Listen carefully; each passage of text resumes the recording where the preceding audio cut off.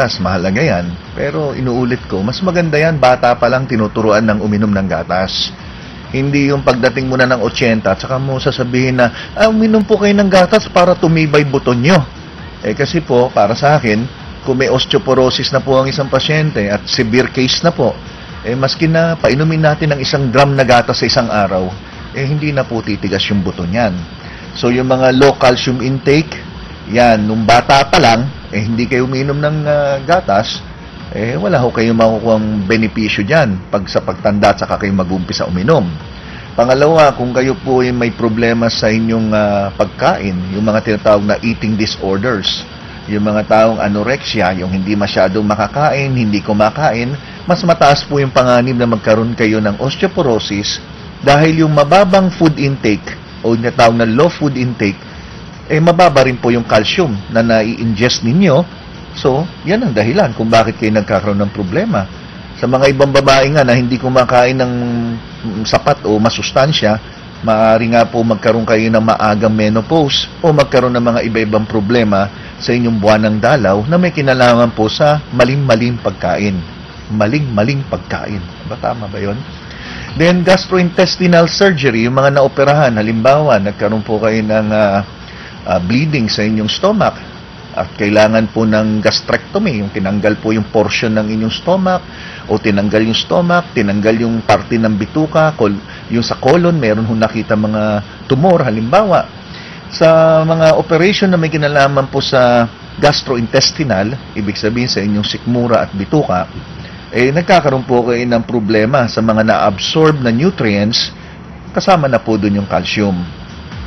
Then sa mga gamot, bukod po sa mga sinabi ko kaninang gamot sa ginagamit sa may hika o arthritis, yung mga may steroids, yung mga gamot na kadalasan iniinom para sa mga taong may ganitong kondisyon, ay dapat po umiinom din rin kayo ng mga calcium supplement. Number 1, yung mga kinukumbulsyon, yung mga may epileptic seizure, yung mga depressed na umiinom ng mga antidepressant, yung mga may ulcer or gastritis na uminom ng mga gamot para sa kanilang ulcer o hyperacidity, yung mga gastric reflux na tinatawag, yung mga chemotherapy, mapa-radiation, oral chemotherapy, o kaya yung chemicals na ipinapasok sa swero, magtanong din kayo sa doktor tungkol sa risk of osteoporosis. Sa lifestyle naman, yung mga dapat yung baguhin sa inyong ginagawa sa pang-araw-araw, unang-una, bawal ang tamad. Dapat meron kayong exercise program. Yung tinatawag na sedentary lifestyle, ito po yung mga paupo-upo, papirma-pirma lang ng cheque, yan po ay high risk na magkaroon po kayo ng osteoporosis. Pag kayo naman ay mag-exercise, ang the best na exercise para sa mga taong pampatigas ng buto, ang habol, kailangan po ang exercise nyo po ay yung weight training exercises. Bagamat makakatulong po yung walking, brisk walking, stationary bike, jogging, maaaring makatulong yan. Bakit hindi? Pati yung dancing. Pero itong mga ito ay habol natin ay magkaroon kayo ng weightlifting. Kunwari magbubuhat kayo ng konting mabigat. Ang pinakasimpleng pwedeng gawin ng bawat senior citizen, kumuha po kayo ng bote. Yung bote na mga tinapon na dyan sa basura ng mga bottled water, halimbawa. O for example, yung mga nanonood sa RHTV, ito meron akong hawak dito na isang bote ng bottled water. Lagyan nyo lang po ng buhangin to, at 2 ganito, yan ang gagamitin yung dumbbells. Pag ito po ilinagyan nyo ng buhangin, papatak lang yan ng mga 1 to 2 pounds lang Okay? So, ibig sabihin yan, magaang lang naman, hindi naman kailangan masyadong mabigat. Okay? So, saan magkukuha nitong bote? Meron po yan sa mga basurahan, yung mga tinapon na pinaggamitan. Saan kukuha ng buhangin? Pwede ho kayong umorder sa mga hardware. Meron po mga gravel and sand po doon, na mga isang trailer kung gusto nyo po. Pero kailangan nyo lang po, isang boting puno lang na buhangin. Okay? Kung wala talaga kayong pambili naman ng buhangin, pumunta po kayo sa Boracay, sa Palawan, sa Batangas, marami pong buhangin doon. Yan, at least tinuturo ko na lahat, Then, bawal po. Ito po, bawal uminom ng alak. Lalong-lalo na pag sobra-sobra. Nalaman po na 2 alcoholic drinks per day, ini-increase po ang inyong risk na magkaroon ng osteoporosis. Dahil ang alak ay ganun din. Nag-interfere sa body's ability to absorb calcium. tobacco, bawal ang sigarilyo. Aba, bakit din? Kasi daw, ang sigarilyo ay humahantong din sa pagrupok ng inyong buto. Bawal din ang sobrang kape. Kita nyo, ang daming bawal. Pangkaraniwan na pinagbabawal to sa lahat ng sakit. Alak, sigarilyo, at sobrang kape. Yan. So, ano ngayon ang complication? Ano bang mga pwedeng mangyari? Ano ngayon, may osteoporosis ako. Ano ngayon, kung kuba ako? Buhay naman ako. Walang problema po dun. Kaso, ang matinding pwedeng komplikasyon ng osteoporosis ay madali kang magkaroon ng fracture o madali kang mabalian ng buto. Nadulas ka lang ng konti. Minsan, natukod mo lang yung braso mo. Mayroon ka ng wrist dyan sa mayroon ka ng fracture dyan sa may wrist o pulsuhan. Mga daliri, madaling mabali. Natapilok lang ng konti, bali ka agad yung buto. Linagyan ng simento, 2 buwan na, hindi pa rin nagdikit yung butong bali. Yan ang problema pag may osteoporosis. At ang isa pang matindi, pag kayo po'y may osteoporosis at kayo'y na bedridden, halimbawa, palagi na lang nakaupo o kaya nakahiga, malaki po yung tsansa na magkaroon po kayo ng mga blood clots o pamumuo ng dugo. At itong blood clots na to, pag minalas-malas tayo, ang unang mapapansin nyo, binti nyo palaging masakit, namamaga, mainit, mabigat, ilakad.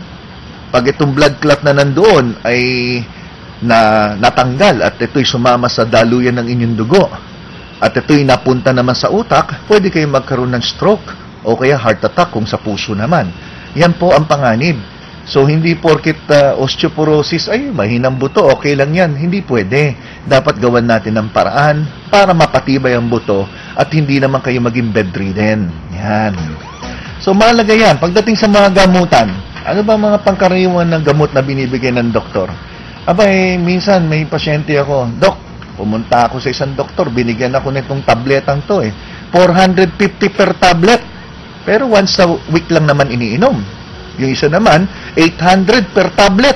Pero once a month lang iniinom. Kadalasan, itong mga gamot na to, ang purpose nito ay mapalakas ang absorption ng inyong calcium sa buto. So, tumutulong yan. Pinipigilan niya yung tinatawag na resorption o yung parang naaalis yung calcium sa inyong buto. So, pinipigilan niya na umalis yung calcium sa buto nyo. Yun, parang gano'n, no? Na simple explanation. Kung ano man yung mga gamot na yon, sundin nyo po yung payo ng doktor nyo. Bagamat yung iba magdadaing na, Dok, mahal. Kaso naman, mas mahal ko kayo kaysa yung iinumin nyo na 450 per tablet once a week, di ba? Number 2, kung meron naman kayo naramdaman na unusual, kakaiba mula ininom nyo yung mga gamot na yan. Halimbawa, nakaramdam kang naduduwal ka, Lola, na parang nung panahon na naglilihi ka, naramdaman mo, ng edad mo ngayon, 90 anyos, tapos pag inom mo ng gamot, ibig sabihin, naduduwal. Huwag nyo isipin na buntis kayo, Lola. Bakang epekto lang po ng gamot yun. So, dapat bumalik kayo sa doktor. Bukod sa pagduduwal, maaring pakiramdam nyo, kinakabag, masakit yung sikmura, nahirapan lumulon, kailangan bumalik kayo sa doktor. May mga gamot po dyan na may instruction ng doktor na dapat nyo sundin kung paano inumin. Halimbawa, yung alendronate, sikat yan sa pangalan na Posamax. Ang inom niyan, dapat hindi pwedeng kumain ka.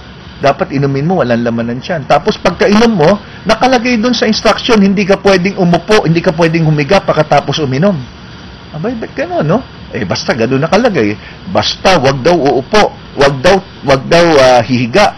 Pag inom nyo, kailangan nakatayo ka lang ng 30 minutes. Paano si Lola? Masakit nga likod sa katuhod, hindi makatayo. Dapat pinaliwanag din ng doktor. Lola, ganitong pag-inom niyan, hindi pwedeng pag-inom, uupo. Kasi yung effectivity o bisa ng gamot ay maaaring magbago pag hindi nyo sinunod yung tamang pag-inom ng gamot. Hormonal-related therapy, yung mga estrogen. Kadalasan binibigay yan sa menopausal. Pag ang isang babae, wala ng regla, yung unang limang taon, hot flashes, makati ang balat, kasi natutuyo ang balat pag bumaba ang estrogen. Mainitin ang ulo, hindi makatulog, masakit daw pag nagko-contact sila mag-asawa. Kaya pinapayo ng mga OB-gynecologists na bigyan ng estrogen replacement therapy. Ngunit ang panganib naman kasi sa estrogen, ang estrogen po, pag binigay yan, yung mga synthetic estrogen, minsan ito pang dahilan para mamuo ang dugo, nagkakaroon ng blood clot. Kaya nga hindi pwedeng bigyan ng estrogen replacement therapy yung mga may bato sa abdo. So marami po mga tinatawag na contraindication at lalong-lalo na kung meron kayong family history ng cancer ng matres, cancer ng breast, dapat bago bigyan ng mga estrogen replacement, sabihin nyo sa doktor nyo kung ano yung mga history nyo sa pamilya. Kung ang pamilya nyo, si nanay may ganito, may cancer of the ovary, cancer of the uterus, o kaya may cancer of the breast, dapat inform nyo po yung inyong OB-gynecologist. At yung mga synthetic na estrogen, nagpapataas din po minsan ng blood pressure at ng cholesterol. So dapat, alam natin po itong mga ito dahil habang ginagamot ang isang sakit, ayaw naman po natin na magkaroon tayo ng ibang sakit dulot ng gamot na iniinom natin. So napakarami, no? Actually, pagdating sa gamot, hindi ko na maisa-isa yan dahil depende sa gusto ng doktor nyo, depende sa ano nakita ng doktor nyo na problema, dahil kung meron kang halimbawa na diabetes, meron pong gamot na hindi pwedeng ibigay sa'yo. Kung meron ka naman problema sa cholesterol, may gamot naman na hindi pwede ibigay sa'yo. So, depende po yan sa inyong history. So, home remedies, ano yung mga pwedeng gawin? Yung mga pwede nyo gawin dyan sa bahay. Number 1, huwag ka na manigarilyo. Number 2, avoid nyo uminom ng alak. Number 3, kung kayo po ay may edad na at na nandyan na po medyo may kahinaan ng paningin, paningin, pandinig, o kaya yung paglalakad nyo mahina. Ano ba naman yung gumamit kayo ng mga tungkod? Karamihan ng senior citizen na iyang gumamit ng tungkod. Huwag nyo hong ikahiya yan. Dahil sa kahihiyan nyo, pag may nangyari naman sa inyo, nadulas kayo, o kaya bigla kayo nalobat, naglalakad, biglang nawalan ng lakas, yung tinatawag na intermittent claudication, ito yung panandalian na nawalan ng supply ng dugo sa binti, at bigla na lang nanghina. Maya-maya, okay na. Paano kung yung sandali na yon, bigla kayo natumba, wala kayong tungkod na 4 ang paa, di dumiretso-diretso yung mukha nyo papunta dun sa sahig o sa simento. Minsan, hindi naman namatay sa osteoporosis, hindi namatay sa arthritis namatay mula tumama yung ulo dun sa simento. Kaya ingat po kayo. Karamihan kasi ng pasyente, sinasabihan na sa loob ng bahay, kung pwede, yung mga comfort room, lagyan nyo ng konting riles. Kaya mapapansin nyo po, may mga batas na, yung senior citizen, ang CR niyan, meron pong mga rails, parang hawakan. Kasi minsan nga, hindi makatayo karamihan ng senior citizen, lalo na yung mga babae, upo sa ilidoro yan. Ang tagal na nga umupo dahil masakit ang balaka, masakit ang likod, masakit ang tuhod, makatapos umihi, mas matagal pa tumayo kasi wala siyang mahawakan, makapitan. So yun ang dahilan kung bakit may mga batas na linalagyan ng mga rails yung mga CR. Kaya makikita nyo po ang mga CR ngayon sa mga malalaking malls, kadalasan meron pong CR na para sa mga naka-wheelchair o kaya yung mga disabled natin mga kasama. Okay? So, ang haba ng paliwanag ko ito. Ano mga dapat kainin? Ito, syempre, yan ang importante, di ba? Yung chibug. Ano dapat chibugin? So, marami po mga pagkain na mayaman sa calcium. Hindi lang naman gatas Kasi karamihan sa atin, iniisip, uminom ng gatas, pampatibay ng buto. Masyado po tayong nahihikayat ng mga napapanood natin sa TV, no? Di ba? Sa TV, nakalagay doon, uminom ng calcium. Yung tabingi, biglang dumiretso. Pagkatapos, tumalon pa, nagbalay pa, di ba? Tapos, alam ko, may singer pa, lumiliad-liad pa, di ba? Dati nang lumiliad yun Bata pa lang yun, lumiliad na yun. Ngayon sa pagtanda, kaya pa na lumiyad. Subukan nyo po yung senior citizen na hindi naman lumiliad nung araw. Sige, Lola, lumiyad ka ngayon, tingnan mo, sakit sa likod yan. Kaya dapat ingat-ingat tayo. Okay. So, calcium. Ano ba mga pagkain na mayaman sa calcium? Ito ang pinag-uusapan po natin, osteoporosis. So, may mga pagkain na pwede po sa mga taong mababa ang calcium. Pero, hindi pwede naman sa ibang uring sakit. Yun ang problema po natin. Halimbawa, sardinas. Di ba bawal ang sardinas sa mataas ang uric acid? Pero, pag kayo po'y may osteoporosis, kung kayo po'y mababa ang calcium, magandang source ng calcium ang sardinas. Pero may problema. Ang sinasabing sardinas na masarap at mataas sa calcium ay yung buto ng sardinas. So, pag kumain kayo ng sardinas, tapon nyo yung sardinas, kainin nyo lang yung buto dun sa loob ng lata. Well, yun ang sabi. Pangalawa, Mani. Alam mo ba ang mani? Lolo, totoo itong sinabi ko. Ang mani ay mayaman sa calcium. Kaso, hindi rin pwede ang sobrang mani. Dahil tataas naman ang uric acid na naman. So, yan ang problema. Kaya pagdating sa pagkain, ang hirap ituro ang dapat kainin dahil kung may iba kang sakit, matatamaan natin. Okay. So, paano pa? Green leafy vegetable. So, lahat ng mga gulay-gulay, maganda.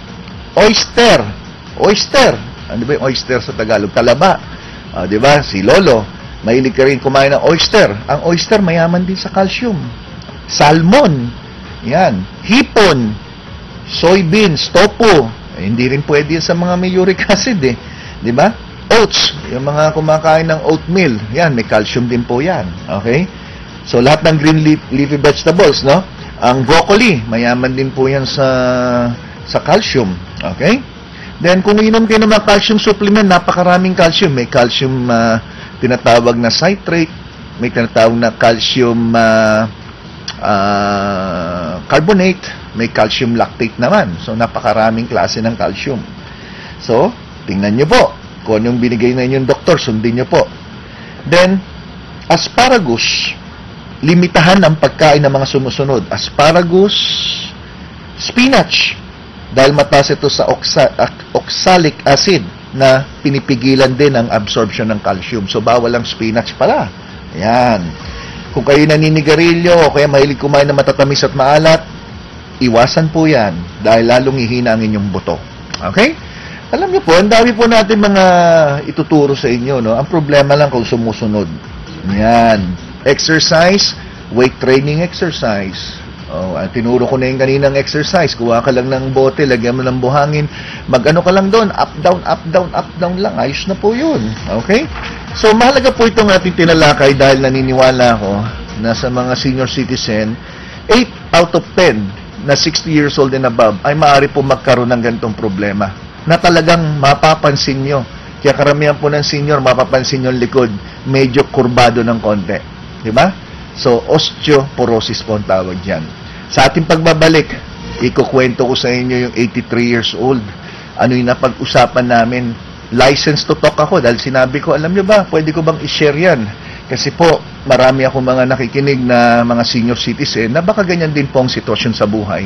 So sabi niya, Doktor, sige po. Actually, pumayag pa siya na kinunan ko siya ng video habang nag-uusap kami. At yan po'y na-post ko sa aking Facebook account. Gabay sa Kalusugan Health Page. Tingnan nyo po, Lola, 83 years old. Andun mismo, siya mismo nagsasalita. Sa mga wala naman pong access sa internet o walang Facebook account, ikukwento ko kung ano na pag-usapan namin nung nakaraang Huwebes. So, huwag kayong alis at babalik pa ang Gabay sa Kalusugan. Diyan lang po.